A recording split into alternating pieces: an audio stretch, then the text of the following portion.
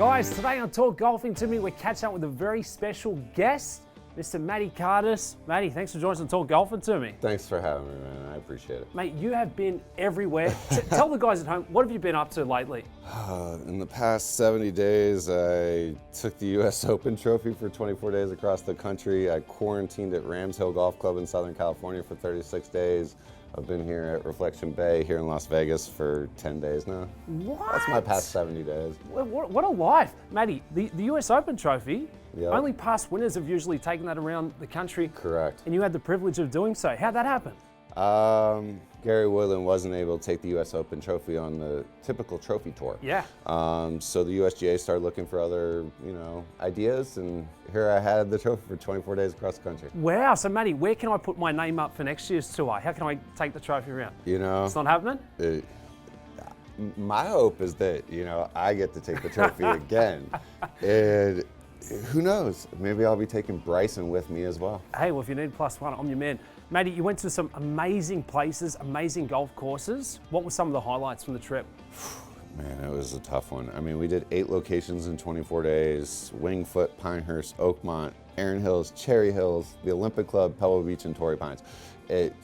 So many great memories. Wow, that's I would honestly say my biggest takeaway from it was, creating the video content for the USGA. I learned so much about the US Open history that's taken place at these venues, along with the US Women's Open, the US Amateur. I learned so much about these iconic locations that it was experience I'll never forget. Wow, a lot of history. Any that you could say that's top of the list that just blew you away? I mean, going into it, Wingfoot was the one I really, really wanted to experience. And it was funny because, with the US Open just taking place there, it felt like I had already been there. Like, I knew enough about it that it kind of bumped down my list, because there was others that I had never seen before. Yeah. Cherry Hills was special, returning to Olympic Club. I have a great story about Olympic Club. I mean, my first week in starting golf in your state, it was week 2.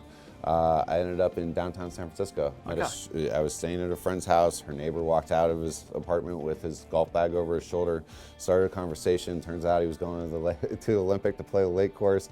15 minutes later, I was in his vehicle going to play a lake. No way. 2 weeks into starting golf in your state, and it was really where I was like, man, there's a bigger concept behind what I could do with my travels. Well, mate, on that note, tell us about Golf in Your State for all the guys at home who haven't seen it. I'm a full-time traveling golf photographer. I photograph courses, I highlight golf destinations, I work with brands, photographing product, athletes, ambassadors. I'm an ambassador myself. I'm a full-time traveler. I spend 365 days in a van traveling all around the country, documenting the culture of golf in America. Matty, that's crazy. So, golfer, photographer, traveler. Yep. What levels best with Matty Cardis? What do you resonate? For me, it's always the traveling part of it, right? Like golf is the vehicle, but ultimately the travel is what I love most. Going to different places, experiencing them, the golf portions of it, but also everything else that there is to do. I mean, here in Vegas, for example, I drove a NASCAR 144 miles an hour the other day. What? Yes, sir. And I rode Baja trucks the day before that. So, Matty, I'm a little jealous hearing about all these stories, my man. That's what Golf in Your State's is all about. It's about really doing a deep dive into the destinations I go to, trying to highlight cool things that, my audience can develop an itinerary for a vacation around. Yeah. Right? I try to do things that, everybody can afford, everybody can, really take away something cool from it. Yeah. No, and on that note, Matty, where can the guys at home see a lot of your content on your travels? Sure. Your state? Where's best to follow? Instagram's my primary, at Golf in Your State on Instagram. YouTube's also something that's kind of new to me, but it's something I'm devoting a lot of resources to moving forward. So it's Golf in Your State. I got a bunch of different quarantine docs and some different kind of travel stories from the pandemic. Yeah. There's some very, very interesting YouTube content.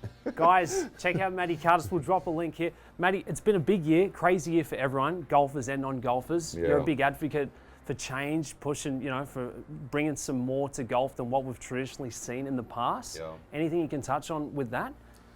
You know, my travels, I touch on a lot of different things, right? Like, my goal from the very beginning of all this was how can I use my platform for good? Yeah. And, you know, it's important to me to give back to the communities that I go to.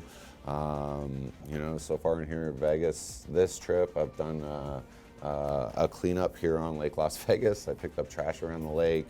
I fed homeless people one day. So, I mean, that's in a 10-day period just on my own being out here. This kind of stuff I do. What a guy. You know, there's a lot of things that can be taken from my travels, but I hope, you know, the thing I want to convey most is just, you know, humanity and how you can have fun in everyday life. Matty, we need more of it. Well, Matty Cardis, you're also known for the man behind the van. Yeah. I think maybe we should go check it out. What do you think? Yeah, of course. All right. Well, Matty, thanks for just talk golfing to me. We're going to go check out the wheels. It's been an absolute pleasure, my man. I appreciate it. Thank you. Great to hear.